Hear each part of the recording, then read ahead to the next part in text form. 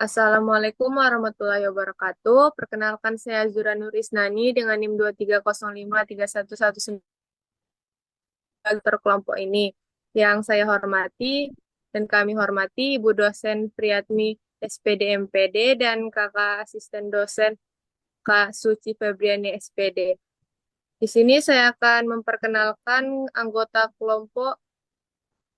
Yang pertama ada Anissa Wulandari, lalu saya sendiri Azura Nur Isnani dan Moza Tursina Anha.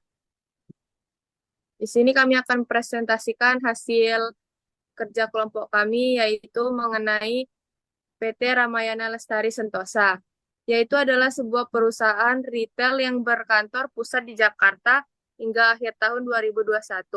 Perusahaan ini mengoperasikan 104 gerai departemen store Ramayana dan 82 gerai supermarket Robinson di seluruh Indonesia, yang terutama menyasar masyarakat menengah ke bawah. Kemudian materi pertama akan dibacakan oleh Anissa Wulandari. Pada Anissa Wulandari dipersilakan. Baik, terima kasih kepada moderator. Saya Anissa Wulandari dengan NIM 230531117. Saya ingin mempresentasikan hasil kerja saya. Satu, apakah perbedaan konten laporan posisi keuangan, laporan laba rugi dan penghasilan komprehensif, dan laporan keuangan perusahaan di PT Ramayana? Laporan posisi keuangan. Satu, yang terdiri dari aset. Aset terdiri dari aset lancar dan aset tidak lancar. Yang kedua ada liabilitas. Liabilitas terdiri dari liabilitas jangka panjang dan jangka pendek. Selanjutnya ada ekuitas, yaitu yang menunjukkan pemegang saham dari perusahaan tersebut. Selanjutnya ada laporan laba rugi dan komprehensif lainnya. Laporan laba rugi menyajikan ringkasan pendapatan dan beban suatu perusahaan dalam periode tertentu. Selanjutnya itu ada laporan komprehensif, yaitu laporan yang lebih luas dibandingkan daripada laporan laba rugi. Selanjutnya ada laporan arus kas. Laporan arus kas itu terdiri dari arus kas investasi, arus kas operasi, dan arus kas pendanaan. Sekian presentasi saya kembalikan kepada moderator. Terima kasih kepada Anissa Wulandari. Materi selanjutnya akan dibacakan oleh Moza Tursina. Baiklah, terima kasih kepada moderator. Saya akan melanjutkan materi atau pertanyaan yang kedua, yaitu apa saja yang dijelaskan pada masing-masing laporan tersebut. Yang pertama ada laporan posisi keuangan atau neraca. Pada laporan posisi keuangan atau neraca, PT Ramayana Lestari Sentosa Tbk memperlihatkan jumlah aset, liabilitas, dan ekuitas selama dua periode, yaitu periode 31 Desember 2020 dan periode sebelumnya yaitu 31 Desember 2019. Berikut adalah jumlah aset, liabilitas, dan ekuitas PT Ramayana Lestari Sentosa selama dua periode tersebut.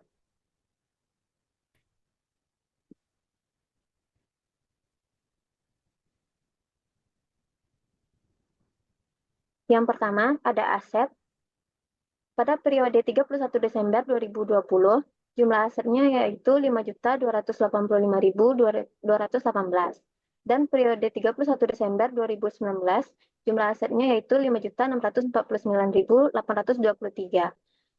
Selanjutnya, liabilitas dan ekuitas. Liabilitas pada 31 Desember 2020 senilai 1.566.474. Liabilitas 31 Desember 2019 senilai 1.480.893. Selanjutnya, ekuitas pada 31 Desember 2020 senilai 3.718.744. 31 Desember 2019 senilai 4.168.930. Selanjutnya, liabilitas dan ekuitas pada 31 Desember 2020 senilai 5.285.218 dan liabilitas dan ekuitas 31 Desember 2019 nilai 5.649.823. Yang kedua ada laporan laba rugi atau income statement, melaporkan pendapatan dan pengeluaran perusahaan selama periode tertentu seperti bulan, kuartal, atau tahun untuk menunjukkan profitabilitasnya.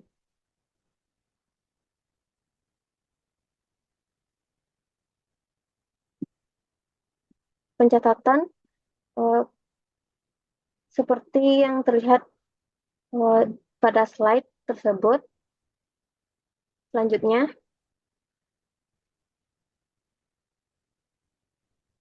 ada laporan perubahan ekuitas.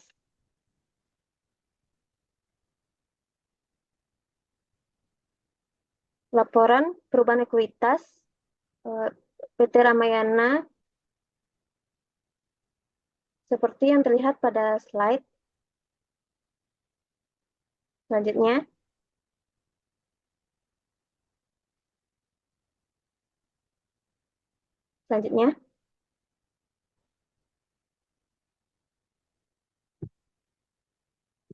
yang terakhir ada laporan arus kas. Pada laporan arus kas, PT Ramayana Lestari Sentosa Tbk memperlihatkan jumlah arus kas dari aktivitas operasi, arus kas dari aktivitas investasi, arus kas dari aktivitas pendanaan, jumlah kenaikan atau penurunan bersih kas, dan setara kas, arus kas awal periode, dan setara kas arus kas akhir periode selama 2 periode, yaitu periode 31 Desember 2020 dan periode sebelumnya yaitu 31 Desember 2019. Pencatatannya yang terlihat pada slide.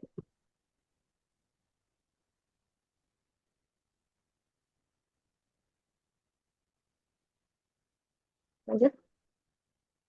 Baiklah, sekian dari saya. Saya kembalikan kepada moderator. Ya, terima kasih kepada Moza. Lalu pertanyaan terakhir akan saya sendiri yang membacakan, yaitu jelaskan apa saja hal baru yang saudara kenal dari laporan keuangan tersebut. Yang pertama, dari laporan ini kita mengetahui bahwa PT Ramayana wajib mengikuti standar akuntansi yang berlaku di Indonesia, yaitu SAK. Standar ini memastikan bahwa laporan keuangan disusun dengan cara yang konsisten dan dapat dibandingkan antar perusahaan. Yang kedua adalah laporan keuangan biasanya lebih detail dan komprehensif. Hal ini karena investor membutuhkan informasi yang lengkap untuk membuat keputusan berinvestasi. Nah, yang ketiga ada kualitas laporan keuangan memiliki pengaruh langsung terhadap harga saham perusahaan. Laporan keuangan yang baik cenderung meningkatkan kepercayaan investor dan mendorong kenaikan harga saham. Slide selanjutnya ada pengungkapan segmen. Ramayana sebagai perusahaan retail yang memiliki berbagai jenis gerai akan mengungkapkan informasi keuangan untuk masing-masing segmen bisnisnya. Misalnya departemen, store, supermarket. Perusahaan non-IDX yang lebih kecil mungkin tidak perlu mengungkapkan informasi segmen secara rinci. Lalu informasi terkait risiko. Ramayana akan mengungkapkan risiko-risiko bisnis yang signifikan, seperti risiko fluktuasi harga barang, risiko persaingan, dan risiko perubahan kebijakan pemerintah. Nah, kalau perusahaan non-IDX mungkin tidak mengungkapkan informasi risiko secara sedetail itu. Lalu yang terakhir, transaksi afiliasi. Jika Ramayana memiliki transaksi dengan pihak terkait, misalnya perusahaan afiliasi atau pemegang saham pengendali, transaksi tersebut harus diungkapkan secara transparan dalam laporan keuangan. Sedangkan perusahaan non-IDX mungkin tidak memiliki kewajiban yang sama ketat dalam mengungkapkan transaksi afiliasi seperti ini. Sekian materi dari kelompok kami. Maaf bila ada kekurangan. Saya sebagai moderator mengucapkan terima kasih. Wassalamualaikum warahmatullahi wabarakatuh.